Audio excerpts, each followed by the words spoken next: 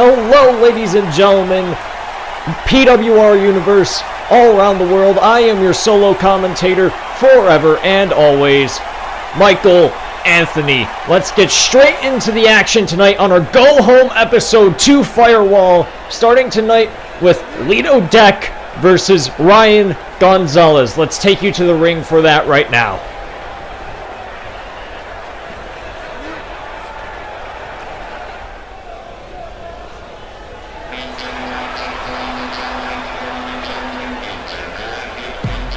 Now, this past week has been a hectic week for wrestling in this business. As for the past week, I would have commentated 7 hours of professional wrestling by the end of this PWR episode. My voice is tired, and forgive me if sometimes my voice cuts out, because at War of the Roses, it nearly died. So, in any news, let's get back to PWR as we see the hype man Ryan Gonzalez coming out here right now.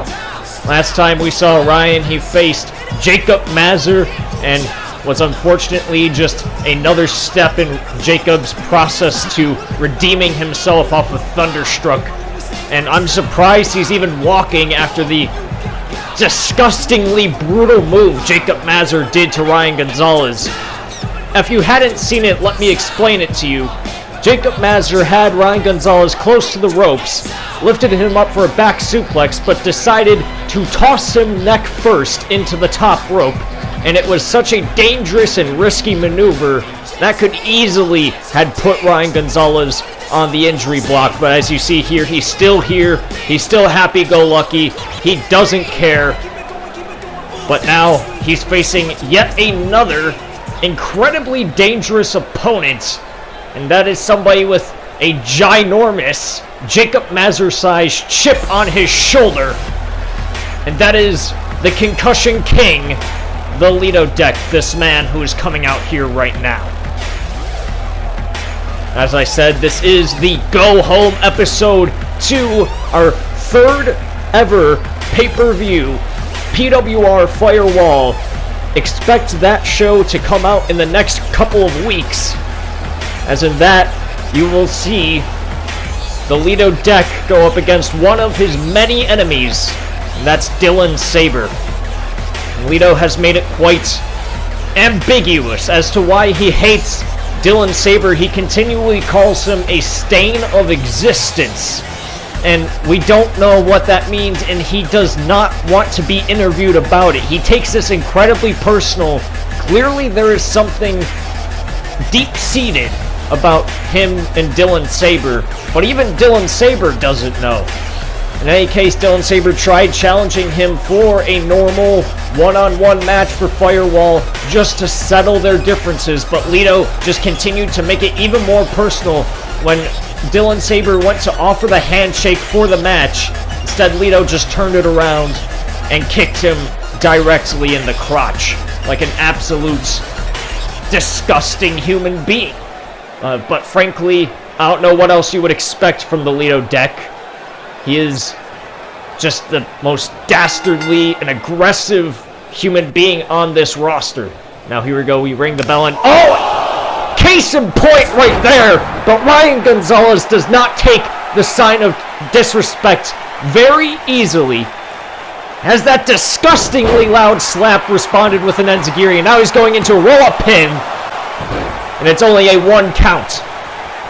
But look at this, he gets another victory roll-up, now he goes for it again, and only a kick out at 2. Lito Deck, look at this! He's just running straight into it, and Ryan Gonzalez did one of the cardinal rules that you shouldn't do in a match with Lito Deck, and that's don't piss him off.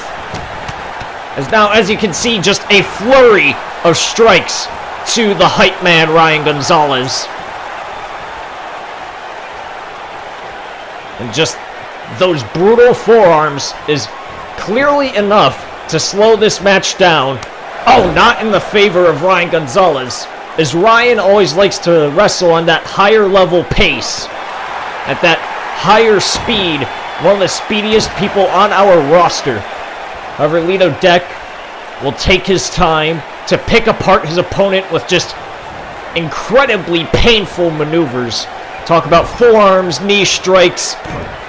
He likes to attack the ribs and the face, are the name things he likes to target in his matches, and just look at that.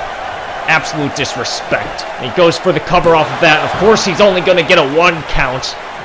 A face scrub and a slap isn't going to win you a match. It's just going to continue to show disrespect to your opponent. Now Lito just, oh my god, just bashing in Ryan's face into the corner. It is clearly not a good time to be in a match with the Lito deck. There are several things that are just adding up to his sheer disdain for everybody right now. He goes into this side headlock now, trying to wear down Ryan Gonzalez.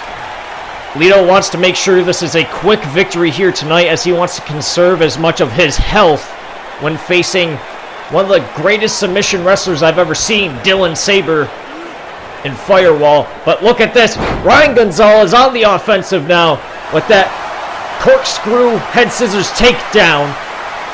And Ryan hyping up the crowd to the best of his ability. Irish whipping Lito into the corner, takes him out of it. Look at this. Springboard fish drop takes down Lito, and a drop kick. And now Lito goes for the clothesline, but ducks under. And look at that! Standing double boot stomp, taking down Lito deck. And Ryan Gonzalez now has the firm advantage in this match. He goes for the cover, but a kick out at 2.5 from the Lito deck. That is not enough to take out somebody who claims to be the king, according to him. Now Ryan Gonzalez beckoning Lito to get up. He's on the second rope, and oh, look at that! Jumping knee straight to the face of the Lito deck, but it takes both men down, as Lito has been wearing down Ryan this entire match. But look at that sheer agility and athleticism, kipping up. And now he's setting up for his signature spear. And he goes for it, but Lito jumps over it. Keen. Oh, look at that. Keen reflexes from the Lito deck, leapfrogging over that spear. And now he's setting up for no more games off of that snap powerbomb. But he misses it. Ryan Gonzalez quick on his feet. As you can see here, look at that. A face lock trip there, landing on the back of the neck. He goes for the cover, but just a kick out from the Lito deck. And it's still not enough. Now, oh, bounces off the ropes, went for the double axe handle, but Lito had it scouted. But now Ryan had that scouted, and Tilt-A-Whirl DDT takes down the Lito deck. And I think I know what he's setting up for now. He's setting up for what I like to coin as the around the world shooting star press all the way across the ring. Can he make it? Like he has so many times before, and oh my god!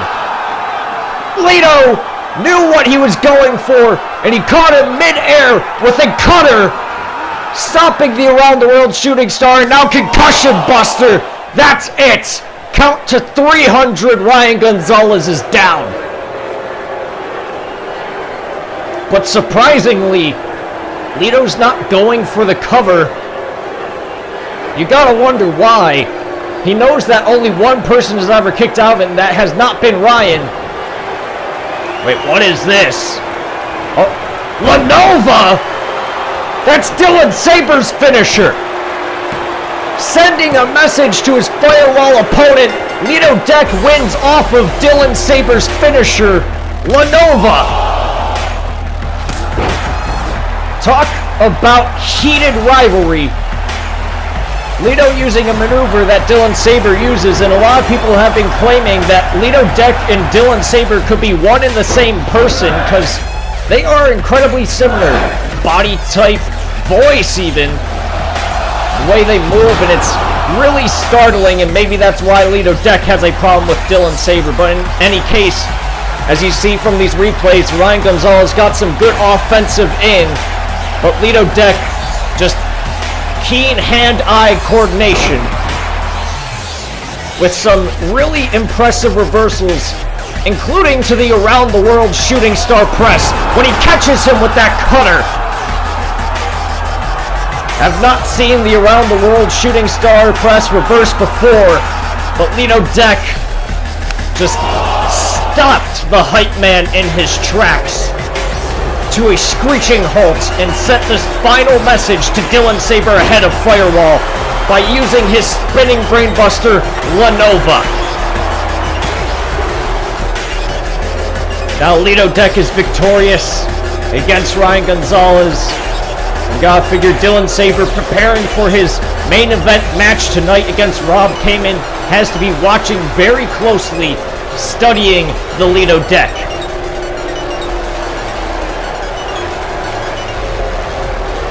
Now up next, ladies and gentlemen, our next matchup, Ethan Moda has just been announced to face Chase Dunn for the Revolution Championship #1 contendership at Firewall. And now we're going to see Ethan Moda compete for the first time in a while against Katsuki Hiro to build up some momentum leading to Chase Dunn's match.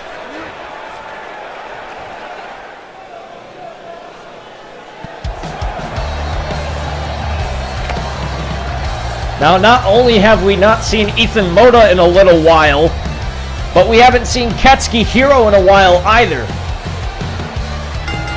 In fact, correct me if I'm wrong, but the last time we saw him wrestle on TV, he actually faced Ethan Moda. The last time they faced, Ethan Moda had wrestled multiple shows in a row. That allowed Katsuki Hiro the advantage to take advantage of the tired and weakened Ethan Moda and pick up the victory, allowing Ethan to go on a little bit of a hiatus due to injuries. Then Ethan Moda had a few matches after that. We haven't seen him since. So we are here to expect a fresh battle between two fresh wrestlers, Katsuki Hiro and Ethan Moda.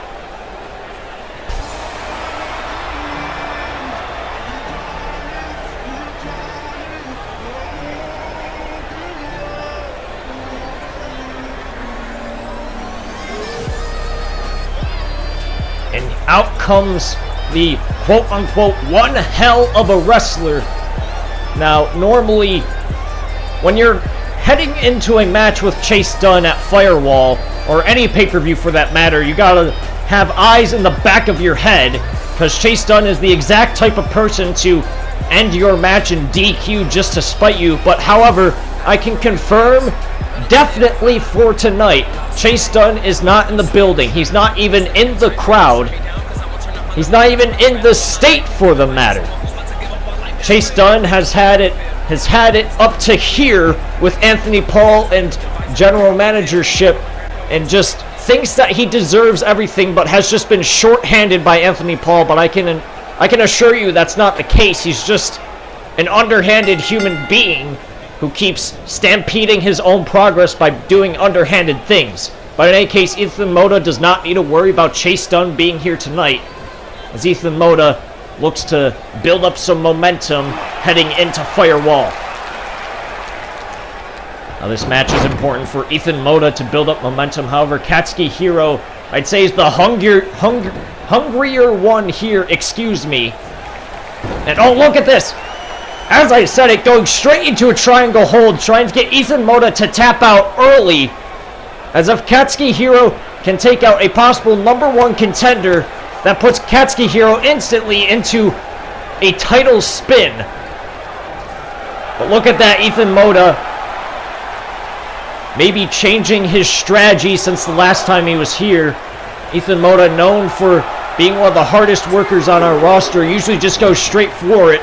But Ethan Moda, as you can see here, is taking some time to gather himself and catch his breath against Katsuki Hiro. But Katsuki Hiro is too intelligent of a wrestler. He's just staying on one hell of a wrestler, Ethan Moda. 2 European uppercuts, but now Ethan Moda with that swinging knee strike to the face. Now double knees to the chest, and oh, moonsault double knees. Following up, goes for the cover. 1, 2, but only a kick out at 2. Now he gets Katsuki Hiro up. Setting up for something here. Ethan Moda's signature finisher is the haluva kick. And oh my god, Katsuki Hiro chopping the hell out of Ethan Moda right there. But you gotta look out for the haluva kick. He has won multiple matches before by throwing that out of nowhere. Oh my god! Katsuki Hiro just snapping Ethan Moda in the face with that kick.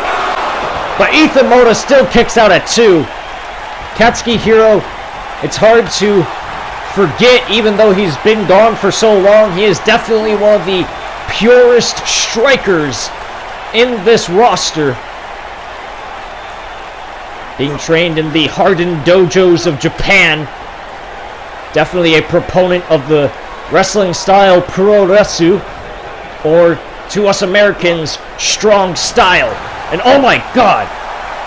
Spinning back fist stumbles Katsuki Hiro, but Katsuki Hiro has taken too many strikes to the face before and it does nothing to him, and now he's just raining down the open palm strikes onto Ethan Moda. Dragging Ethan more towards the ring now, and a neck snap from Katsuki Hiro takes down Ethan Moda. Now look at this ankle lock being locked in. Katsuki Hiro, I've heard he's been training ever since last time he was here on PWR to be more of a submission-based wrestler, as he has retired his old finisher. Oh, look at this. Oh! But as I was saying, Katsuki Hiro retired his old finisher, the sit-out tombstone pile driver, as Jacob Mazur now uses that as his main finisher, and Katsuki Hiro believes he cannot top the giant technical wrestler, so now he has gone more into a submission-based moveset style with this rolling heel hook here. Just cold calculatedness from Katsuki Hiro, but Ethan Moda knows the danger and gets out of it as quick as possible. Now look at this. Combination strikes here. Oh my god! Trading back that brutal kick from earlier with a knee strike of his own. It goes for the cover, but Katsuki Hiro still kicks out. Now Katsuki Hiro's main finisher you have to look out for is an iron claw that he calls the Katsuki Claw. But, oh, targeting the arm here, Ethan Moda is making sure that he is not going to be able to lock on the Katsuki Claw this entire match. Ethan Moda wrenching down the shoulder there with that elbow strike.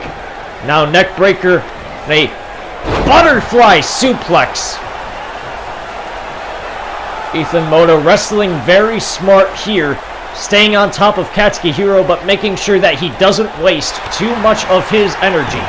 Now look at this butterfly transition into a cross arm bar, really weakening that arm to make sure that he is not able to lock on the Katsuki Claw. Wrenching it real hard there. Arms crossed too, trapping the other arm so he doesn't lock them to escape, but Katsuki Hiro still spins his way out of it. Now he has the control of the match again, and now going back into the mounted palm strikes, and he transitions it into a cross arm bar just as deep as Ethan Moda's. However, he has not been working the arms too much of Ethan this entire match. He's mostly been going for the legs. Of course, that's allowing Ethan time to escape and punch his way out.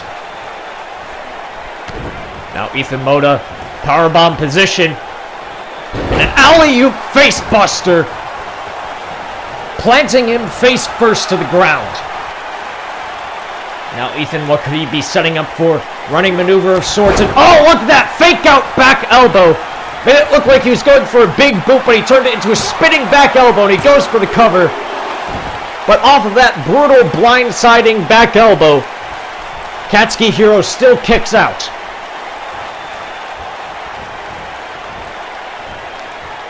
Now Ethan has Katsuki Hiro in the corner. He could be setting up for the haluva kick here.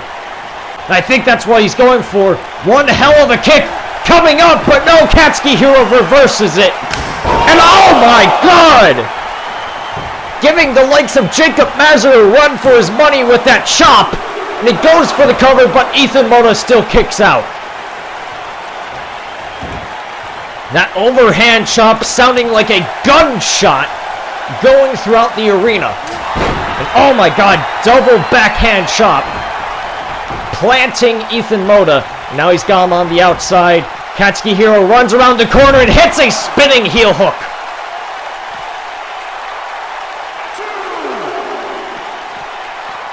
Calculated maneuvers from Katsuki Hiro here. Now we could possibly see an upset victory from Katsuki. As he gets Ethan Moda up now. Look at this. Signature maneuver.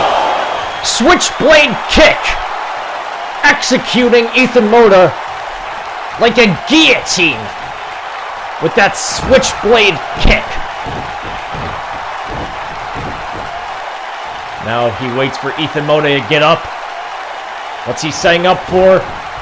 Oh, went for a sliding sweep there. But oh my god, Snapdragon suplex. Takes down Katsuki Hiro.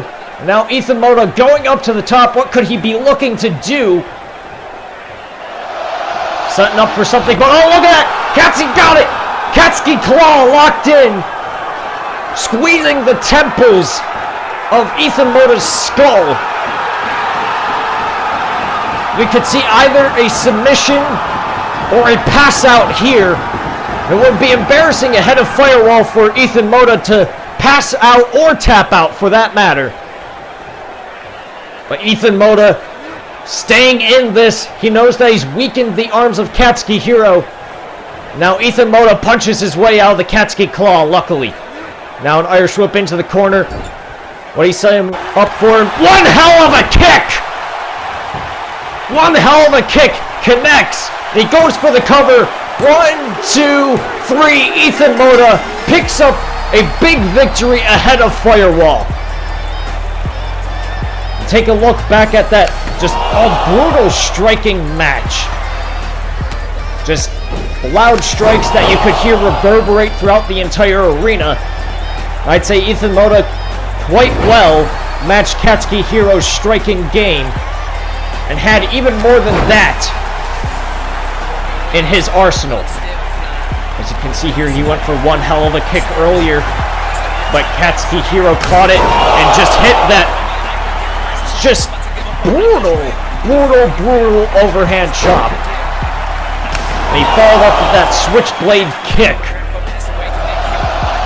And Katsuki Hiro could have had it won if it hadn't been for Ethan Moda planning ahead of time and weakening the arms of Katsuki Hiro so he wouldn't be able to put the full pressure in the Katsuki claw. Now Ethan Moda, we could possibly see this happen at Firewall from absolutely out of nowhere, hitting one hell of a kick. His finisher that he's hit so many times before to get upset victories. Just a true and absolute underdog, and we could definitely see him advance to becoming #1 contender for the Revolution title. Now up next, we have a tag team proving grounds match. Club 33 versus DIE. If Club 33 wins, they go to Firewall and it... Oh, what the hell?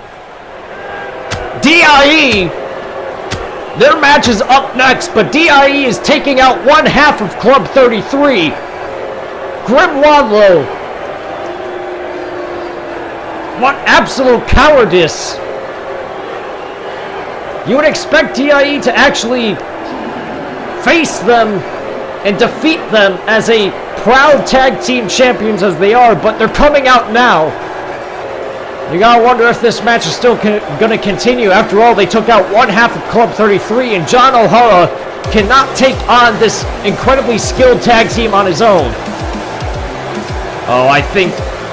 Yeah, they're not out here for a match. They're out here to talk.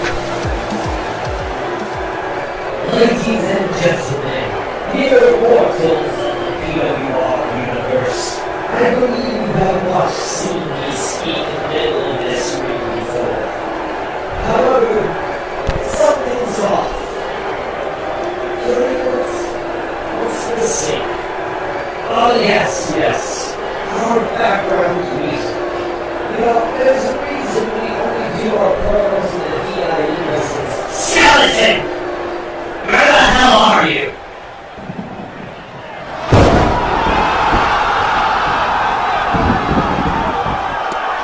Ah, yes, there you are.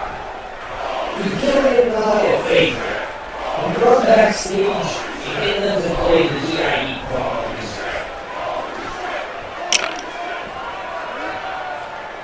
Yes, run like the way I saved the service. What the hell is going on?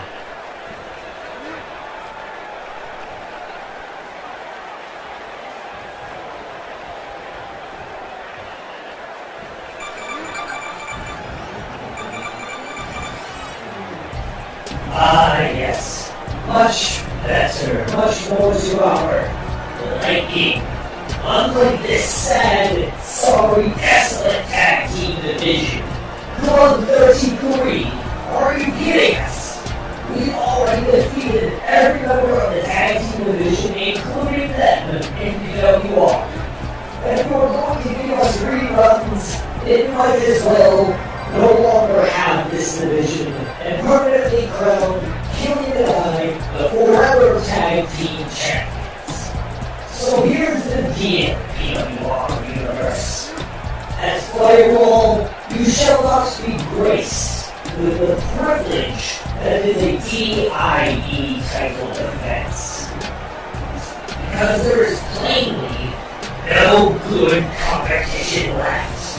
There isn't even any tag team outside of PWR. And don't you dare for a second say someone like MG14. When was the last time Mr. Garcia and Mr. Borre even had a tag team match? Let alone concede a tag team title like the ones we're holding. So, it is a well-known fact that the tag team wrestling in the world doesn't exist in this business anymore, save for this weak, fledgling division here in PWR. But I would be lying if I were to say there wasn't a tag team that has our eyes on them. And since we completed Death's mission to exterminate Dead Zone, we are capable of going about our free will as PWR Tag Team Champions. So allow us to declare a bold claim. There is only one tag team in this entire business worthy of challenging us. And it won't be as Firewall. We need a bigger stage. A stage like season's finale. So at season's finale, we, the Harbingers of Death, hereby formally challenge the Harbingers of the God of Rot, Dagon, Macros, and Durgo, the eyes of the Tyrannos, to face us for a tag team chance at season's finale. That is currently 10 weeks away, so we are giving you that amount of time to respond. The clock, much like it is for everyone's lives, is ticking, Macros. Wow, what a big announcement from Mort Tamor. Even though he's refusing to fight for Firewall and consequential defenses, he just challenged Eyes of Tyrannos to season's finale, and that's going to be a big match. But up next, we got Wade Watson versus John Inch. We'll get to you in a second with that match.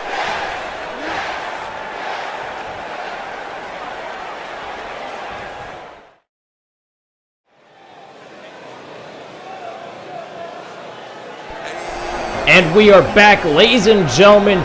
What a dream match that could be for season's finale. And I'll tell you what, that's 10 weeks away, but that's already shaping up to be a massive card for PWR and all of the wrestling business. The Harbingers of Death versus the Harbingers of the God of Rot. Eyes of Tyrannos versus DIE. That could be massive for tag team wrestling. That is, of course, if Eyes of Tyrannos even accept the challenge to face DIE for the PWR tag titles. But in any case, let's move on with this singles match. As you see this man right here, Wayne Watson. I doubt that he's in a very great mood, as he could have had an opportunity to face Heraldry for the Revolution Championship, at Firewall. As last episode, he faced Aaron Slade in quite the #1 contenders match, but Slade, in an absolute Cinderella story that's still not over yet, actually got the victory over Wayne Watson. Much to the chagrin of Wayne, however, he's taking it in strides, I'd hope, and he's just taking more opportunities to recover from that loss. Starting here tonight with John Inch.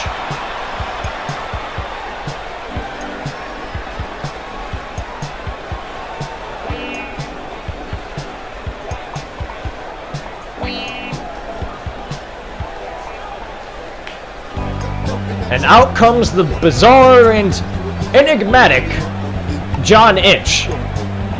And, well, I don't think I quite need to explain why he is bizarre. He models himself off the independent songwriter Jack Stauber. Excuse me, I'm just horribly distracted by this weird display of a human being.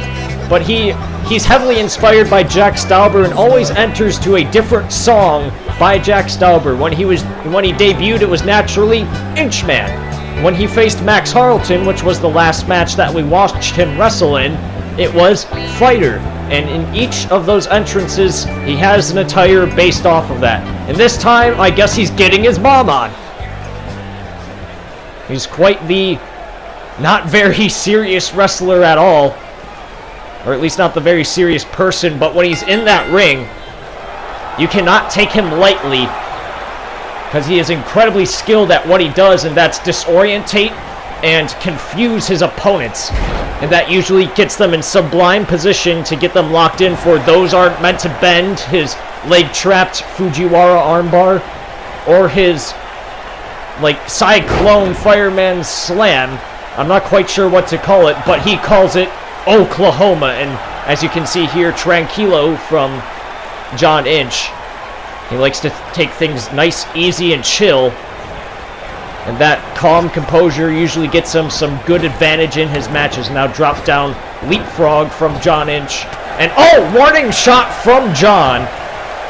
Early in this match, discus elbow to the face of Wayne Watson. He goes for the cover, but only a 1 count. Wayne Watson being a very well-known MMA fighter, undefeated in the MMA world, knows how to take a punch or a forearm.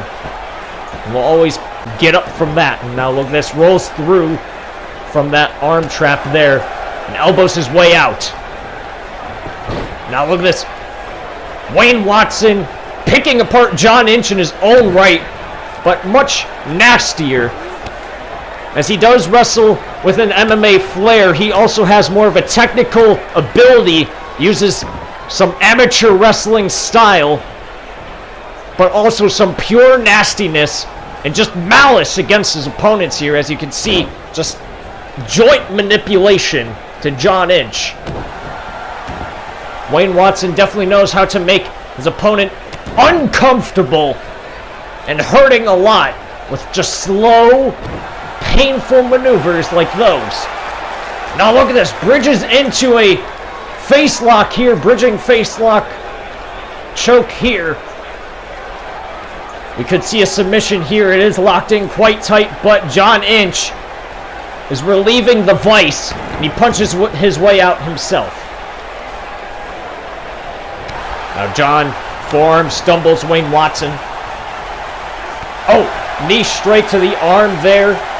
And that could be the first of many strikes to the arm, as John Inch has this signature combo that he uses, that he sets up for those aren't meant to bend. And he's setting up for that combo right now. But Wayne Watson caught his balance there with that arm drag and forearmed his way out of it. And now he's going back to John Inch's arm.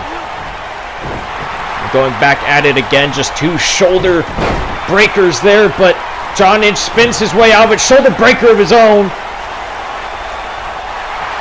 And now going down into a bridging Fujiwara armbar. And just look at how far back he's grinding that shoulder against the joints. And that could mean a lot of trouble for Wayne Watson. Now John Inch, of course, as it is for everybody in PWR, a story of building up momentum to get a title shot. Last time John Inch was here, he faced Max Harlton, and he lost, unfortunately. Look at that hip toss neck breaker there, and he goes for the cover. 1, 2, but only a 2 count there. And as I was saying, he lost to Max Harlton, who has now parted ways with PWR. But just because Max Harlton is gone doesn't mean that doesn't affect his permanent record here in PWR. Because now, if John Inch can put away somebody like Wayne Watson, that definitely brings him up quite a few spots on the totem pole. Could put him in contention for a Revolution title or a world title, as Wayne Watson has faced both sides of that title world before. Facing Slade just last episode in a #1 contendership match, and he has actually defeated Rob Kamen before in a Proving Grounds match, and nearly defeated him in the subsequential title defense. And now look at this, John Inch on the offensive here. Snapmare into a drop kick, and he goes for the cover. Drop kick to the side of the ear will rock your world, but Wayne Watson still has enough wherewithal to kick out at 2. Now he, oh my God!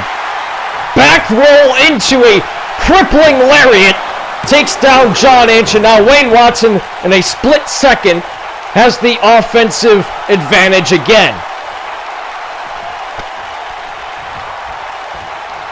Now, running, twisting neckbreaker there, taking down John Inch, and he goes for the cover again. However, Wayne Watson definitely needs this win to pick up his own momentum, because now he's been knocked back down the totem pole since Aaron Slade was able to pick up the surprise upset victory against Wayne Watson when he rolled up Wayne off of that frog splash. It was a very impressive win, but Wayne had a great showing of sportsmanship, but it still shows that he lost the match. Now that stump puller leg snap there. Now he's going into even more moves, targeting the leg, taking out such moves that John Inch uses against his opponents, such as Clockwork Energy, a Cyclone Enziguri, and now look at this inverted sharpshooter wrenched in tight. Not quite sitting in all the way, but it still has the same pressure as a sharpshooter. It is an incredibly painful submission maneuver, but look at that. John Inch gets out, drags him into the middle of the ring, and John, oh, this is going to be an insulting maneuver.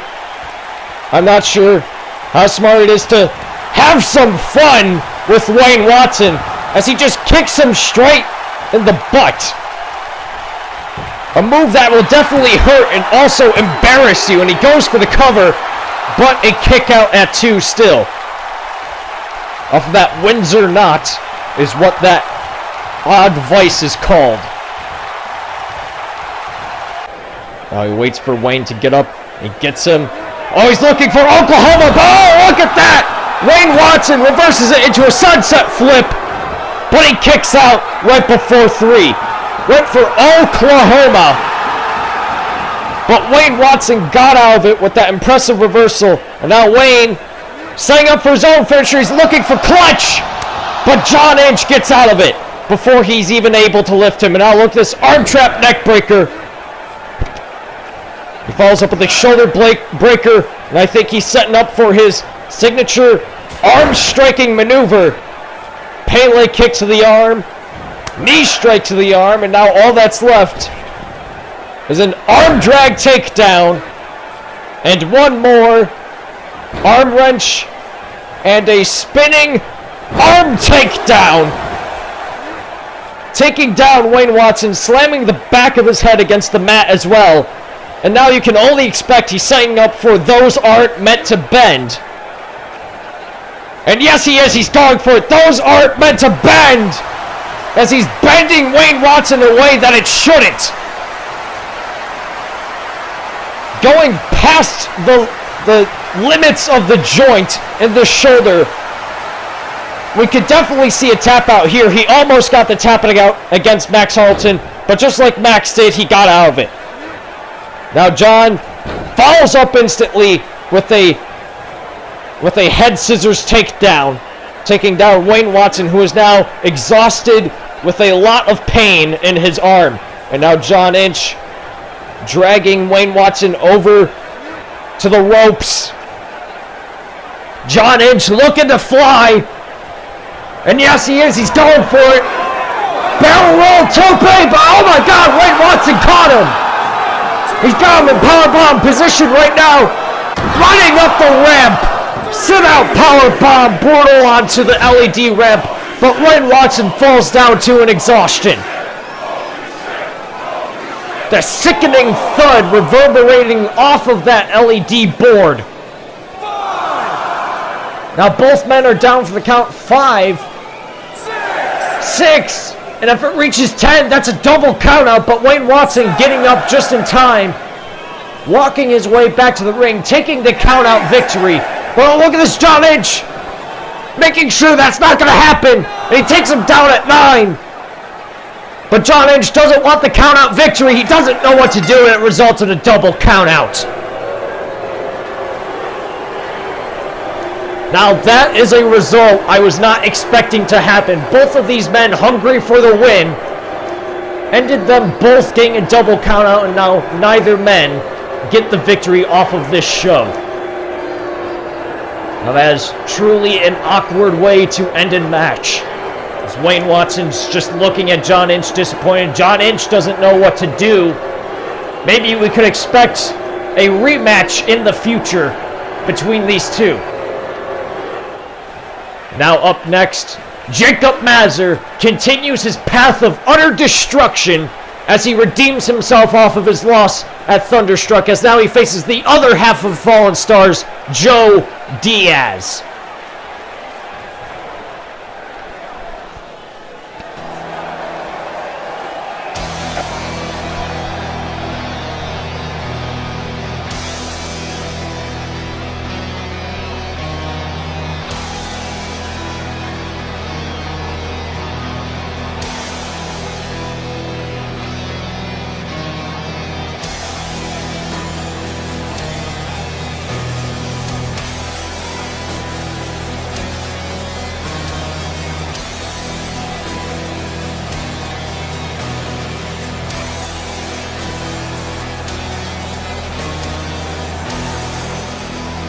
Now talk about a wrestler that has cemented his place, or is on the way to cementing his place to a top position in this company. Just completely impresses everybody whenever he walks to the ring. He has a nasty attitude, a preference for what he considers a pure wrestling style. Now, if you do not wrestle what he thinks is pure wrestling, if you wrestle a style like Joe Diaz or Ryan Gonzalez, which is a high-flying, spot-heavy style, then he does not respect you, clearly when he tried to kill Ryan Gonzalez. But off of Thunderstruck, when he lost a incredibly impressive, intelligent, technical battle against Dylan Saber in a double debut match, he has not taken that loss without a grain of salt. And now, off of Thunderstruck, has had 2 big, impressive victories under his belt now. Having defeated Ryan Gonzalez in dominating fashion and beating Mike Bush last episode in an impressive, pure wrestling match. But now, Joe Diaz actually demanded backstage to Anthony Paul that he got this match. He wants to avenge his partner of the Fallen Stars. He wants to avenge Ryan Gonzalez for the loss he suffered against Jacob Mazur. And now let's see if the fallen angel, Joe Diaz, is going to have any better luck against this 6'10", 385-pound giant. Now the Fallen Stars, they are both incredibly quick, incredibly high-flying competitors, but out of the two, I'd say Joe Diaz is probably just that little bit faster and just that little bit more agile than Ryan Gonzalez. That I think he might have the slight edge on Jacob Mazur to be able to lay in some more strikes than Ryan Gonzalez did. However, when you talk about strikes, that could all be stopped in a split second if the Bezbozhna Reka, the nickname of Jacob Mazur, the Unholy Hand, lays one chop against your chest. And now we go, ring the bell, and this match is underway. Joe Diaz going straight at it, and that is not smart. Trying to chop Jacob Mazur right now into submission, and it's not even making him budge. Now look at this, he's trying to lift Jacob Mazur in a pump handle position, but Jacob Mazur just arm drags him, of course. Joe Diaz being just a little bit under 200 pounds, and Jacob Mazur, oh my god, being 185 pounds over 200. Being 385, of course. Oh my god! Joe cannot pick up Jacob Mazur. There's several beats to the chest trying to stop Joe Diaz's heart. That final one, acting like a chop. You could hear it from out here, and I bet if you got the slow motion of that, you could see the skin on his chest ripple like a wave. Now Joe Diaz is in a whole hell of a lot of trouble against Bezbozhna Reka, Jacob Mazur. Just a mat slam against the LED board there, and look at that, even more disrespect. When he gets in the ring, he steamrolls Joe Diaz, and he goes for the cover, but a kick out from Joe. And oh, look at that. Jacob Mazur not going quite technical yet. Okay, now he is. Now he's targeting the arm like he likes to. He just wanted to get a few disrespectful strikes to somebody that he thinks can't wrestle well. I believe that's kind of a corrupt way of looking at wrestling, but to each their own. As Jacob Mazur is now going to pick apart Joe Diaz now, wrenching on the arm here with this arm lock. He just lets go of it, doesn't give Joe Diaz the chance to get out. Now I've heard a lot of people that they quite like Jacob Mazur. They love the style he wrestles. He is very, very unique. Probably the most unique professional wrestler I've seen around. And look at that! Arm drag! But Joe Diaz foot flipped out and responded with a Pele kick that only stumbled Jacob Mazur. Now drop kick in the corner, but Jacob Mazur is still up. Joe Diaz trying everything he can to knock him down. And a super kick is the thing that takes him down. He goes for the cover. But only a kick out at one. You're going to have to do a lot more than that to take out the technical giant Jacob Mazur. And as I was saying, a lot of people like Jacob Mazur because of the unique style he wrestles. No one has ever quite seen a giant like him wrestle like a cruiserweight technical wrestler. And now, Joe Diaz going where he's comfortable up top. But I don't think it's good to get Jacob Mazur up, and of course it's not! Oh my god! Went for the front flip maneuver, but he caught him into a buckle bomb, and he goes for the cover. Off of the buckle bomb, only gets him a 2 count against Joe Diaz. Jacob Mazur is definitely one of the most intelligent professional wrestlers I have ever seen, especially for somebody his height and weight. You would think he just wrestles pure power, but he has just this sheer calculated ability and this just technical ruthlessness that is unrivaled by even people who are half of his weight. Now look at that, he took him down with that elbow strike to the arm. Now, Jacob Mazur mixes up his style of wrestling and goes for a power move with that senton, crushing Joe Diaz under his weight, but it's still not enough to get that 3 counts. Jacob Mazur intelligently. When you think he's just going to go for arm maneuvers, he'll mix it up and throw in one incredibly powerful maneuver, crushing his opponents under his weight. And as he just stomps in that arm, that could tear ligaments, dislocate the arm. And it's all just to set up for his main finisher, the Kavavi special, which is a variant on the gory special. Now he puts him in the middle of the ring. Oh, he's got him up. Just look at that. Lifting him by one arm. Just strength combined with technical ability is a lethal combo. As he tossed Joe Diaz across the ring. But now look at that. Joe gets up with a corkscrew forearm smash. No fear from Joe Diaz, but that's still only a kick out at one. But that kick to the back takes down Jacob Mazur. He falls up with a standing moonsault. He goes for the cover. Joe Diaz quick to the pace, but only 2 count this time, which is more than 1. Better than before. Now look at this, mocking Jacob Mazur with an arm-orientated maneuver there. But Joe Diaz not staying on the arm very long.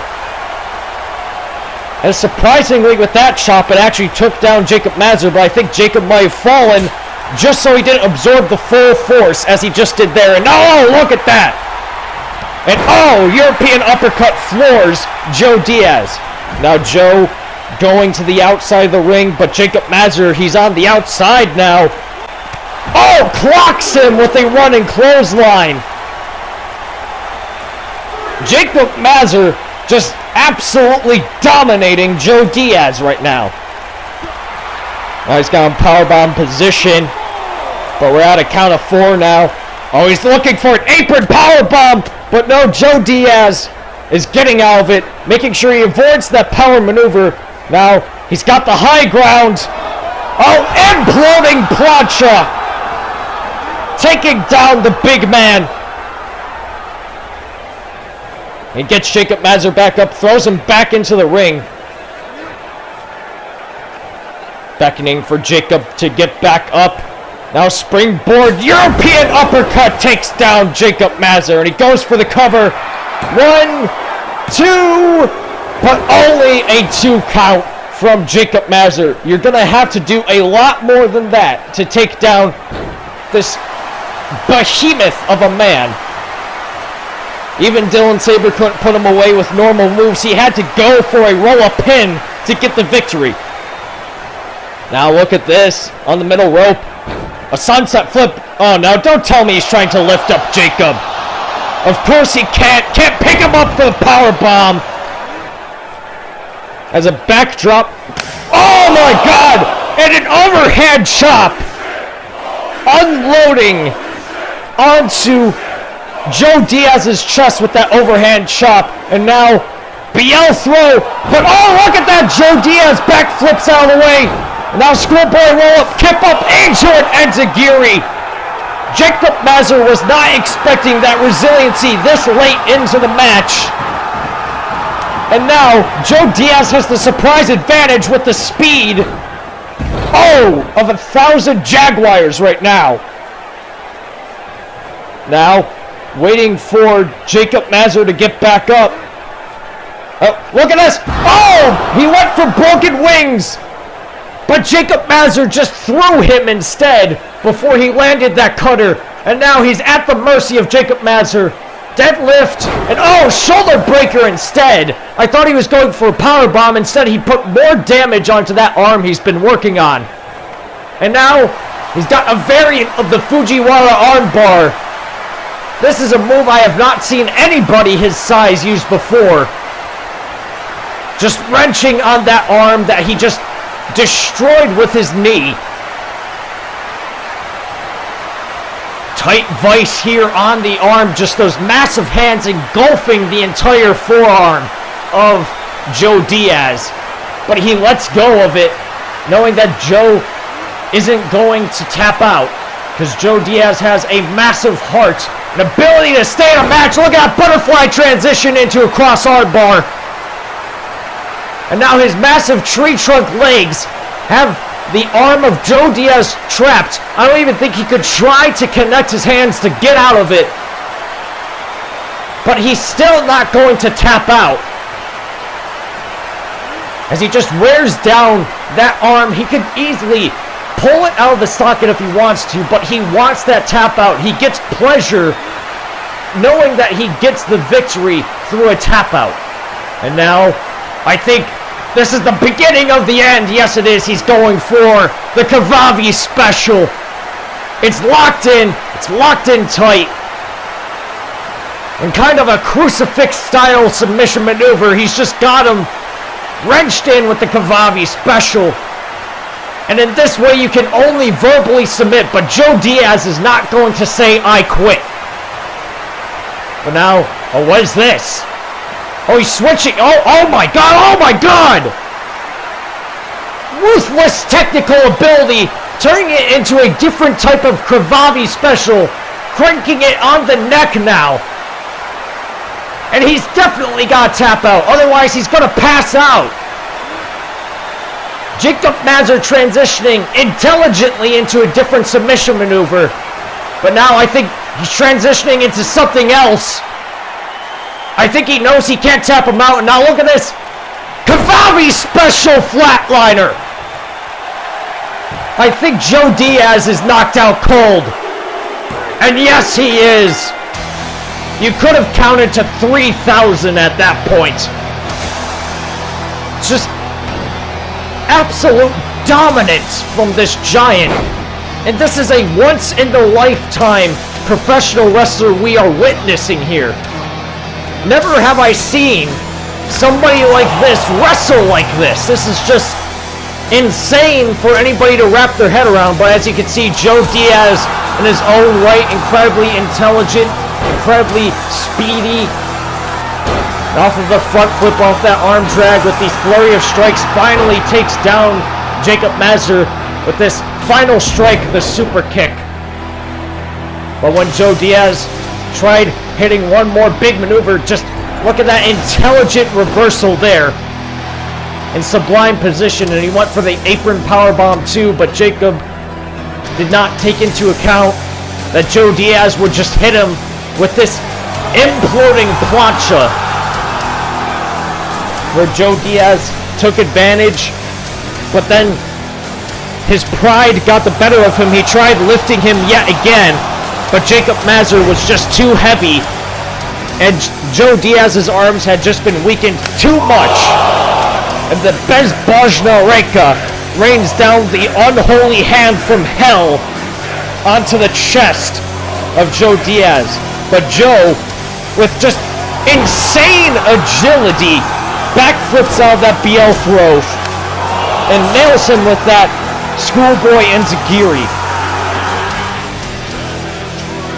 But when Joe Diaz threw the last thing he had in his arsenal, the broken wings cutter, Joe Diaz just took that in strides, or Jacob Mazur took that in strides.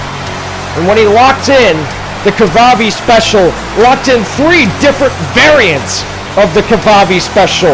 The arm trapped one, and then the neck trapped one. And then, when he knew he wouldn't tap out, he just ended it all with a flatliner, flat out knocking out Joe Diaz.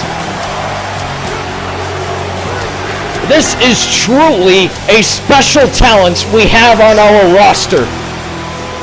And you have to wonder, who can put away Jacob Mazur? And when is he going to get his title opportunity he thinks he deserves? Alright, ladies and gentlemen, it's main event time.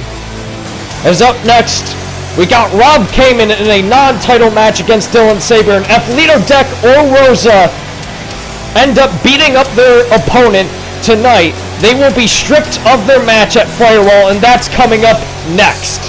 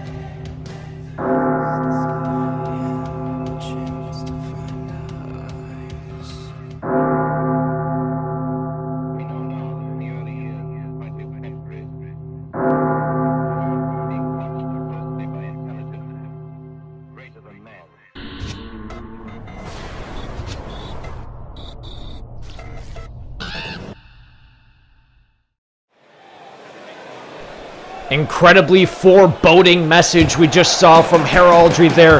No words needed to convey to Aaron Slade, telling him and possibly predicting the future at Firewall that it is his time.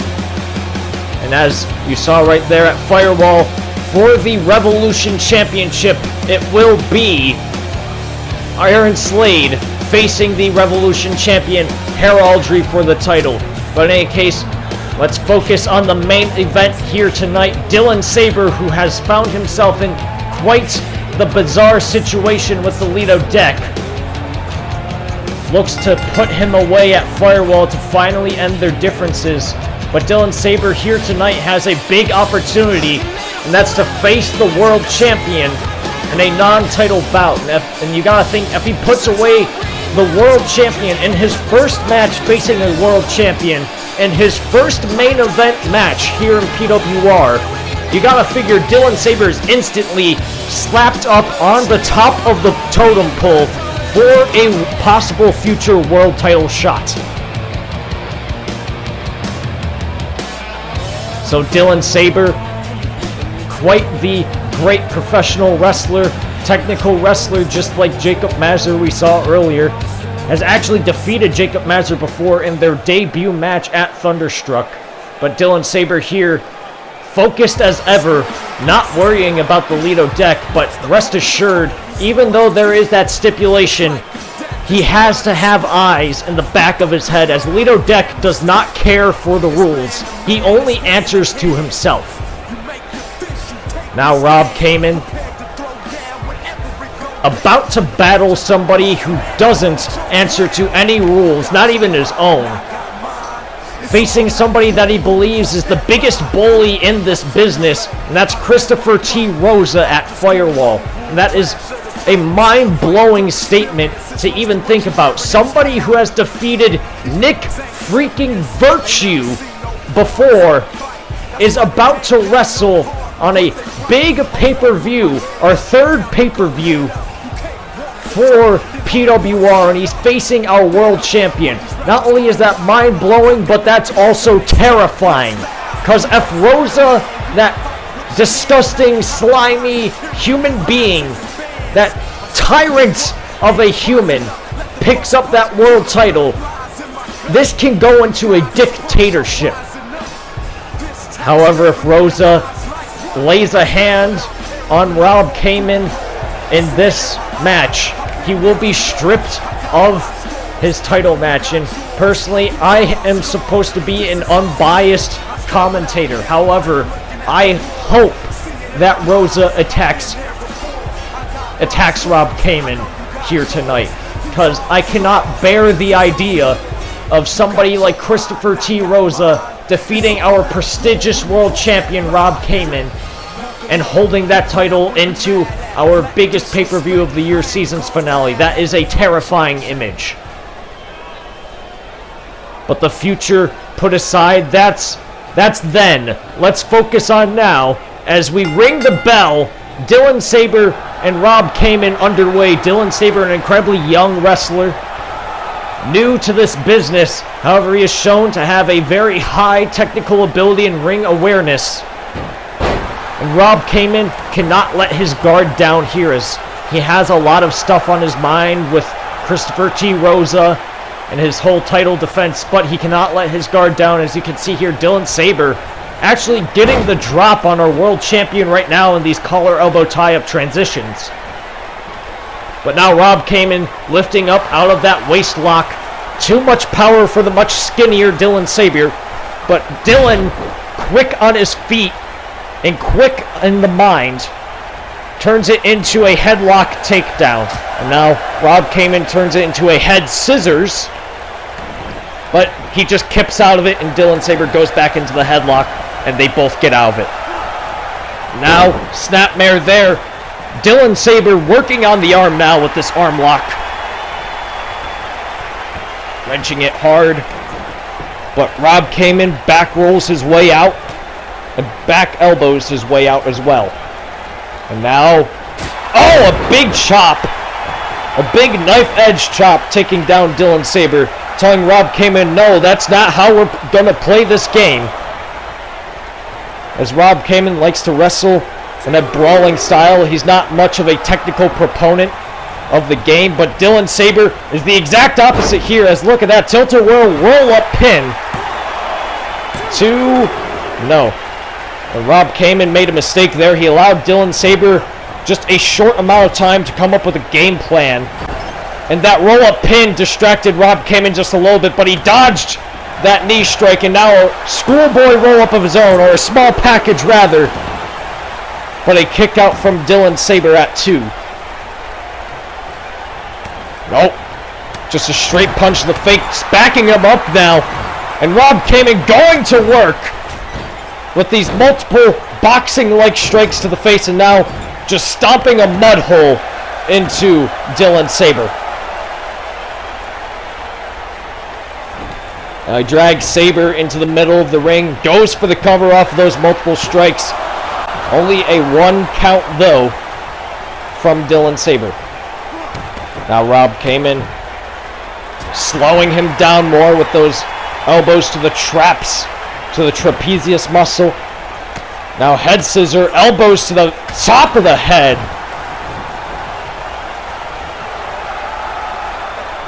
Rob Kamen psyching himself up a bit. Slowly getting Sabre back up. As Sabre's now at the mercy of our world champion, Rob Kamen. Now an Irish whip. And oh! Signature deep hip toss there. He goes for the cover. Only a 2 there, right at 2. Dylan Sabre kicks out.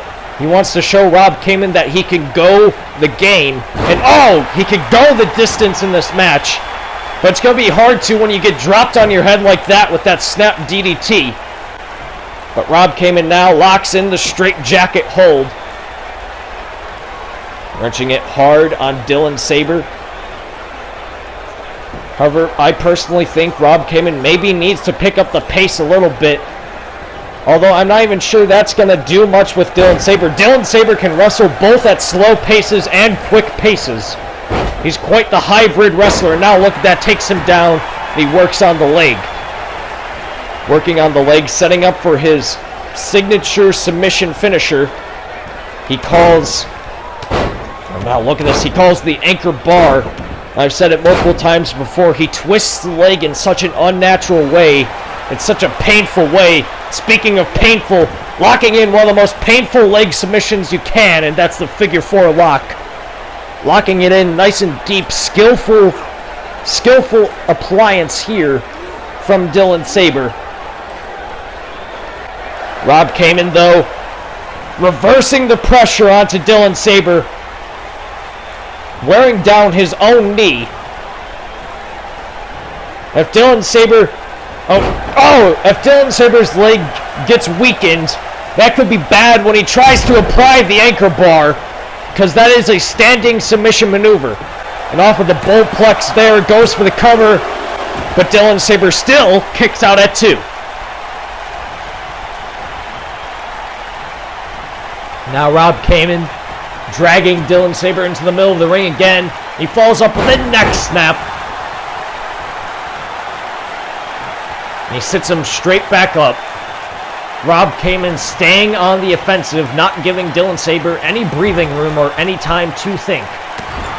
Now punch to the face and a chop to the chest. Now look at this scoop slam from Rob Kamen. Now, this is actually something I don't really see him do very often. Dropping down with the elbow drop there. Pulling out some innovative offense. But it only gets him a 2 count as well. And Dylan Sabre is not put away here in his first main event match of his PWR career. And oh my god! High elevation senton bomb. Goes for the cover. Rob Kamen laying in some more powerful maneuvers than before. And Kamen made the mistake of giving Dylan Sabre some breathing room as Dylan kept up there, and now multiple clotheslines. Takes down Rob Kamen into the corner. And oh, he falls off the knee strike to the face. I have to say, for somebody who's going to face Lido Deck, he could possibly give him a run for the money in terms of knee strikes. And follows up with a drop kick to the leg. That's quite startling that Dylan Sabre even throws very similar knee strikes as the Lido Deck. And the similarities continue to add up. And you just gotta wonder just who exactly is Dylan Sabre, or better yet, who is Lido Deck? Now he lets go of that figure 4 lock, only to transition into an inverted figure 4 lock. And now this is very intelligent, because if Rob Kamen reverses the pressure, it will not put any pressure onto the knee of Dylan Sabre, as he has no way of doing that. But now Rob Kamen gets out of that inverted figure 4 lock, putting him back into the corner. And now I think he's loading it up. Yes, he is. Kaymanizer! Oh, and he hits it, but Dylan Sabre caught himself on the ropes. Spider-Man-like agility, and he falls up with a go-around. Front flip, sit-out senton, but Rob Kamen kicks out at 2. How impressive was that reversal to the Kaymanizer? Now look at that, just stomping in the chest of Rob Kamen. I've never seen Dylan with that monkey-like agility. When he got hit with that Kaymanizer, he hits the corner, but he was able to hit it in such a way that he was able to wrap his legs around the top rope and get up on the top rope. It is that type of intelligence that makes Dylan Sabre such a dangerous competitor. In flurry of strikes, strike combination takes down Rob Kamen. Now Dylan Sabre putting Kamen back into the same corner. Now stomp to the knee. Stomp to the knee. Multiple knee stomp combo. Usually he would do something similar to the Lido Deck, and that's the knee stomp leg kick combo. However, he took out the leg kick to get rid of the similarities. Maybe trying to keep Lido Deck off of his mind. But at the same time, what he is employing to Rob Kamen right now could be used against the Lido Deck. And now look at this cross arm bar. However, he has not worked the arms of Rob Kamen that much in this match. Meaning that Rob Kamen could easily get out right now, as he still has strength in the arm that he was targeting. But now, look at that. Rob Kamen takes him down with a surprise single leg drop kick. And now our world champion is back on the offensive. And puts him in the corner, spear in the corner. He falls up with a hesitation drop kick. He goes for the cover. 1, 2, but no, it's not a 3 count just yet. Rob Kamen getting Dylan Sabre up. Oh, and a kick to the chest there, and just a clubbing blow takes down the skinnier Dylan Sabre. It gets Dylan back up, but Dylan had enough time to reprieve and think of what he was going to do next. A bicycle knee strike stumbles Rob Kamen. Now he's looking for La Nova, but Rob Kamen had it scouted, and he gets out of it. La Nova, the finisher that Lido Deck actually used earlier tonight to mock him. But now, Rob Kamen with Bombs Over Bricktown goes for the cover, but Bombs Over Bricktown does not give him the victory. Now Kamen has taken a lot of damage to the legs, and after getting up, maybe blew out his knee, and that's not good news for both the rest of this match and for when he's facing Rosa at Firewall. And now he's got him in powerbomb position, but he's putting him against the top rope now. I think Rob Kamen's trying to end it permanently here, as he's going for the top rope ego killer. But no, Rob Kamen gets pushed off the top rope. Now Dylan Sabre up top. Oh, look at that! Corkscrew senton. And he goes for the cover. Impressive high-flying ability from this smaller competitor. but it does not get him the 3 count against our world champion. Now, inverted figure 4 lock, a different variant of it this time. This time it's applied in such a way that if Rob Kamen reverses the pressure, it's quite easy for Dylan Sabre just to slip out. As the way his legs are placed, it gives him a hole for his leg to just get out. Rob Kamen in a lot of agony right now. He's got to think of how to get out of this so he can conserve himself for Firewall. And now he's slapping the leg, getting his way out, and he punches his way out. But a lot of damage has been dealt to that leg here as Dylan Sabre takes the advantage. Oh, look at that! Goes for the cover off that half-hatch DDT, but no, he kicks out. The hammerlock DDT there was not enough to take out our world champion Rob Kamen. Now Dylan setting up for his front flip DDT he calls the Becker driver. But oh, Rob Kamen pops him up, goes for the ego killer, but no!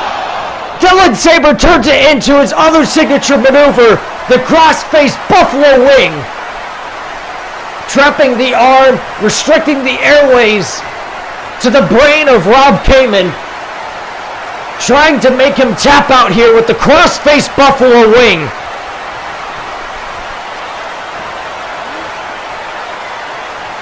Could we see the surprise upset victory from the Buffalonian Dylan Sabre with this cross-face buffalo wing?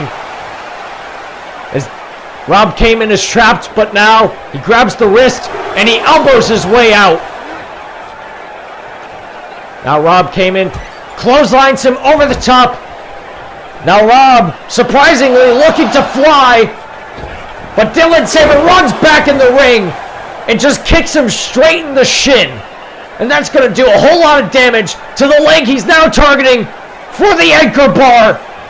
And look at the way it's twisting. His heel should not be pointed upward in that way.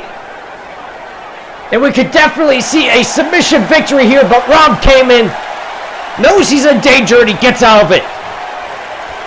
But Dylan Sabre has enough wherewithal. Now he's looking, what's he looking for? Concussion Buster! Mocking Lito Deck back to, oh my God. Lito Deck was clearly watching very closely as now his entrance music is hitting and he's running down the ramp to stop Dylan Sabre from winning. And oh my God!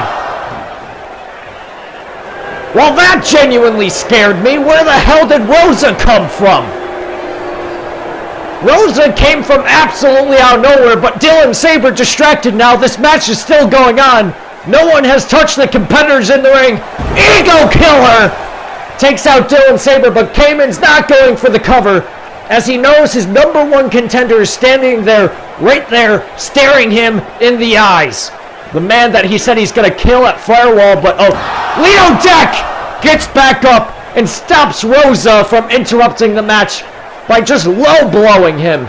And Lito Deck definitely has his fair share of qualms with Christopher T. Rosa, but Dylan Sabre takes out Lito Deck.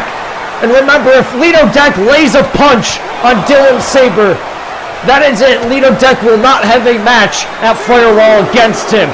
But Dylan Sabre is actually the aggressor right now, attacking Lito Deck, and Dylan Sabre is a man possessed. Just beating up Lito Deck and ignoring the fact that he's in a match. As he's got to be weary of the 10 count. He's at a count of 4, but he's just beating up Lito Deck up the ramp. We're at a count of 6. Come on, Dylan Sabre. Dylan Sabre can't be making mistakes like this. Lito Deck, without laying a hand on Dylan Sabre, has just ended this match for him. And now Dylan Sabre gets counted out, and Rob Kamen wins this match by count out. How despicable. And oh no, speak of despicable, look who has your championship, Rob. Oh no, Rosa, don't do it. Don't do it. The match is over, so he can beat him up now. And Rosa nails him with the championship. The match is over, so he is still able to have the match against him at Firewall. Rosa, the ultimate dastardly opportunist. Now, Vea con Dios. Go with God. And Christopher T. Rosa giving us a nasty glimpse into the possible future when he faces Rob Kamen at Firewall. Make sure to stay tuned. In a couple of weeks, it will be PWR Firewall. I have been your commentator, Michael Anthony. I will see you at Firewall. Good Lord Almighty.